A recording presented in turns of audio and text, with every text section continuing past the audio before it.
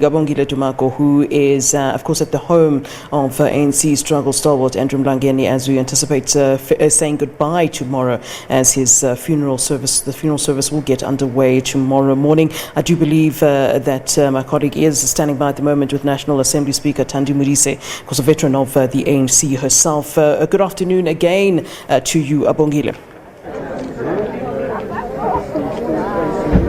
Good afternoon, Flo. Yes, you are right. I'm actually outside the Andrew Mlangeni home still, since his body arrived here a few hours ago. And of course, still a somber moment. People are trying to get into terms with the fact that he's really no more. And of course, acknowledging his role that he's played in the struggle for freedom in South Africa. And of course, we've just also been informed that in fact, at 5 o'clock this afternoon, there's going to be a church service that is going to take place here, a virtual church service that is going to take place here, more or less 5 o'clock this afternoon. Don't know how long it's going to take, but the Treasurer General of the ANC, whom we spoke to a little earlier, confirming that they will leave as the evening progresses and of course come back here at 6 o'clock tomorrow morning. Mama Thandi Modise is the National Assembly Speaker. She's joining us now. Mama, good afternoon to you. Thank you so much for your time.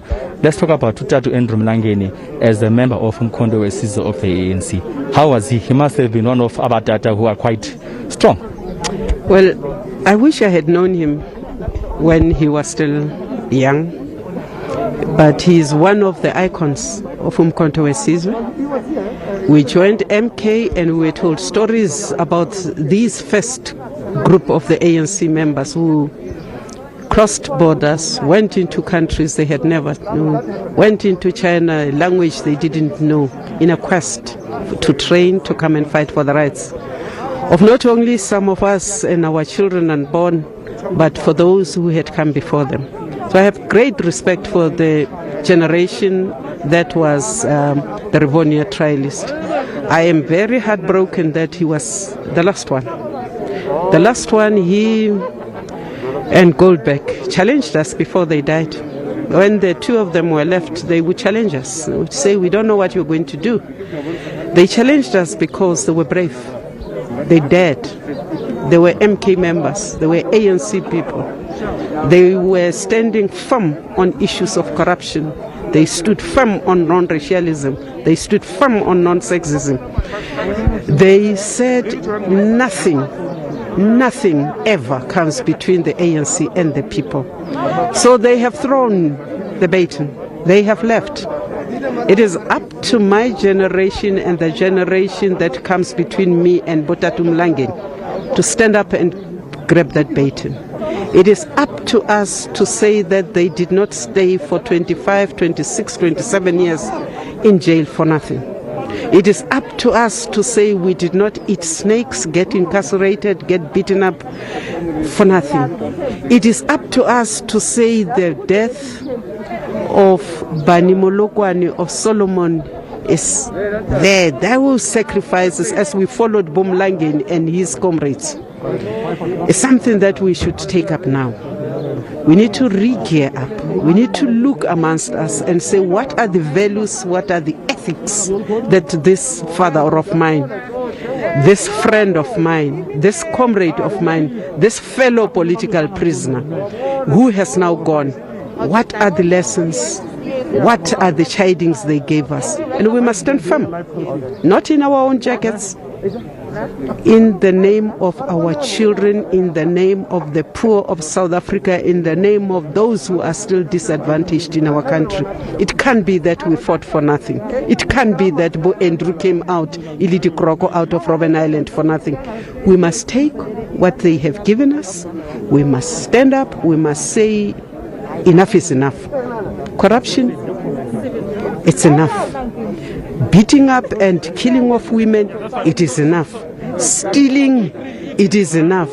Lies, it is enough. We must stand and say, we will be the next generation of the Rivonia trialist. We will fight for what is right. We will acknowledge where we make mistakes, but we will always be that conscious that Ntate Andrew Mlangeni was. So I'm here to pay my last respect, to salute my commander, to salute a fellow prisoner, to salute a great man who died with his boots on. Of course, Mam Thandi, it's pretty much obvious from what you are saying that you are willing to allow me to say, stand up and be firm against what we see unfold in the country in terms of corruption. And of course, during this very difficult time across the world of the pandemic, the COVID-19, we've had some media reports that there's been some, allow me to use this term, corruption happening on the PPEs and things like those. Obviously, you are against that. Obviously, I am against that. Obviously, Parliament is taking up steps to whatever, no matter how small the report we get, we will follow up as Parliament on all the allegations. Obviously, as a member of the ANC, I'm ashamed with anybody who wears my colors, who wears the ANC colors, who has sworn by Mandela and Tambo and Lutuli to be involved in this.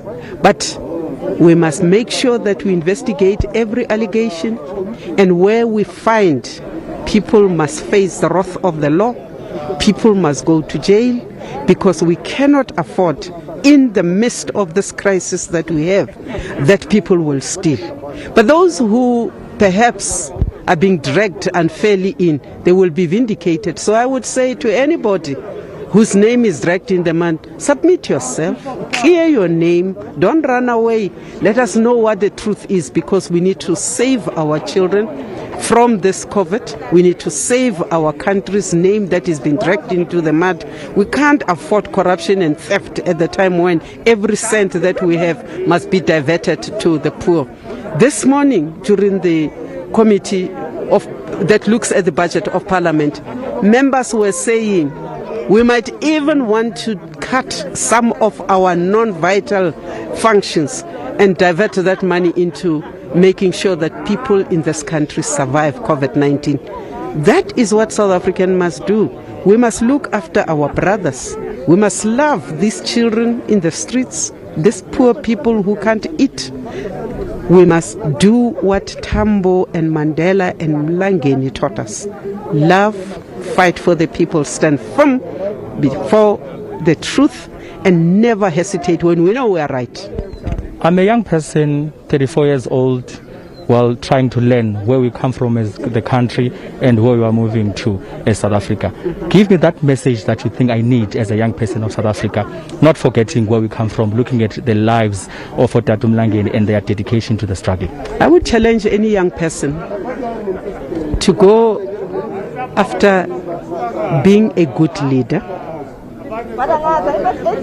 being understanding, being considerate, being honest, being punctual, all the little things, because that's what makes a leader. Being soft on those who are vulnerable, being hard on those who take away from the vulnerable, being firm, because as young people, you have your lives before you. Men, I can talk what I want to talk because my life is behind me. I have done what I should have done as a young person. I volunteered to go and fight. I get angry when I look at children, my children, your generation, following me when I tell them to do wrong things. Stand firm, because tomorrow it's your country. Don't allow old people to dictate what your futures are going to be. But also, when you want to lead us with firmness, with honesty, so that even the 60s, the 70-year-olds, the 90s can say, indeed, our struggle was not in vain. Unless the young people of South Africa stand up and begin to be counted, unless you convince yourselves first, and us who are older than you, that you are ready to take up the reins and run your country, we despair. So young people, stand up, help fix your future now. You don't see the future in the future, you see the future in what you do now. Invest in good values, Banabaka. Fight, unite against all evil. You young people must stand up. We can't be having women dying day in, day out. It's not the old men who are killing young women, it's the young people. Challenge the status quo, change things, but take ownership of your country, Banabaka. Take leadership. Make sure that as you walk there, people say, Nansi Nkwakeli. That's what we want. Thank you so much. There you have it, Flo. Those strong words directed to me and you. to actually take the baton and make sure that we do the right things as the young people of the country. And of course, a strong message to ANC members who continue to, well, engage in corrupt activities, saying that as Parliament they're taking the fight quite seriously. They'll make it a point that those that are involved in any acts of corruption are brought to book, making it a point that those monies that are allegedly stolen from the public coffers are actually returned. Thandi Modise going on to say that at this day and age, in the name of Utatu Andrew Mlangeni, corruption can't be tolerated. Not shying away from the fact that there is a possibility that there are those who might have been accused of stealing the public money, but yet they have not done that. They will surely be vindicated. We wait and see what transpires now. Tatu Mlangeni will be laid to rest tomorrow. The baton, she says, remains with them now as the current leadership of the ANC and of the country, to make it a point that all the wrong things that are being done are actually taken care of and sorted as soon as possible. Flo?